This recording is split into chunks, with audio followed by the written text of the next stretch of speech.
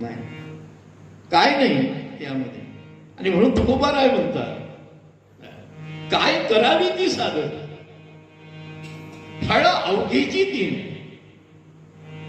बाकीची जी साधनं आहे एकट्या बारीने निषेधात काढली, एकट्या बारीने बघा. एका वारीमध्ये सर्व साधनाची फलप्राप्ती आहे.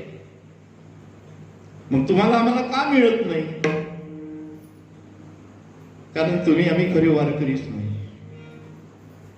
हो ना, तुम्ही आम्ही खरे. असा एवढा मोठा शब्द झाला, विधान फार मोठं झालंय. का महाराज?